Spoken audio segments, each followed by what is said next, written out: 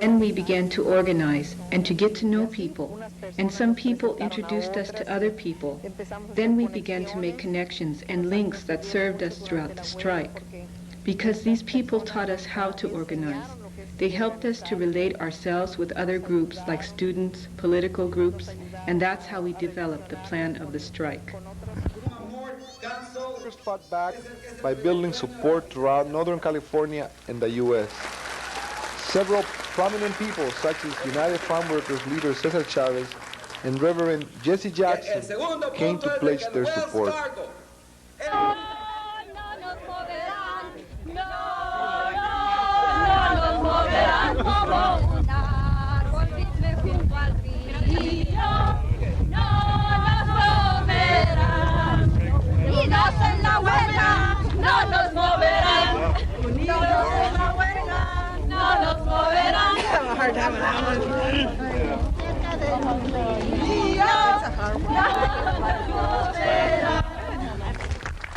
Today we come to Watsonville, California, because Watsonville, California is today to economic justice what Selma, Alabama was to political justice just 20 years ago.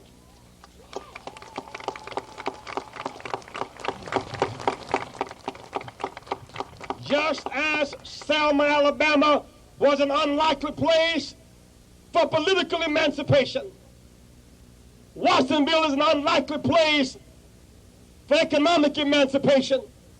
But wherever a group of men and women come together and stick together as these strikers have stuck together, and who will share together and love together and suffer together and build together, they can make progress together. We congratulate the striking workers here in Watsonville. They represent the highest and best in all of us. Leaders signed a tentative contract with the new owners, NorCal Frozen Foods. But the rank and file launched a surprise revolt, saying they won't give up until the company puts out. Tonight, Sandra Stricker reports their jobs are now on the line as they face the final ultimatum. Their company wants them to give in. Their union wants them to give in. But these women say no. We're line workers.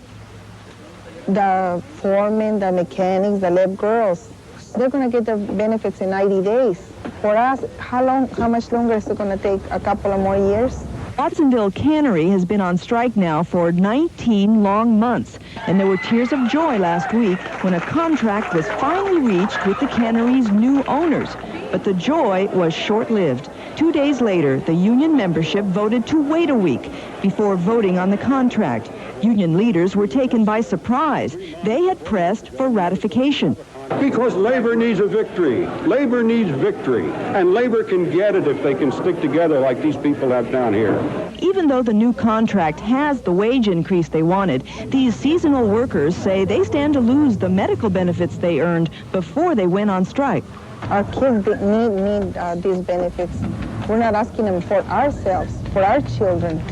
There's a reason we've been on strike for 19 months. There's the reason we've been fighting for all this time.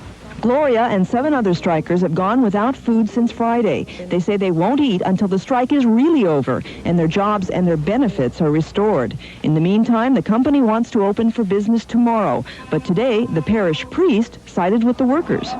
They should not be forced to vote or to do anything without knowing what it's about. The company says it's going to open its doors here tomorrow morning at 7 o'clock sharp, and they expect to start hiring people.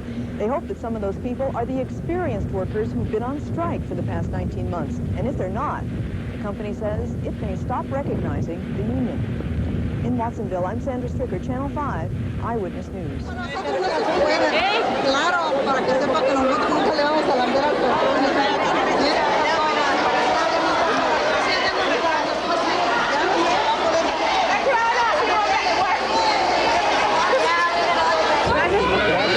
Por la ayuda de todo que nos dieron en todo este tiempo.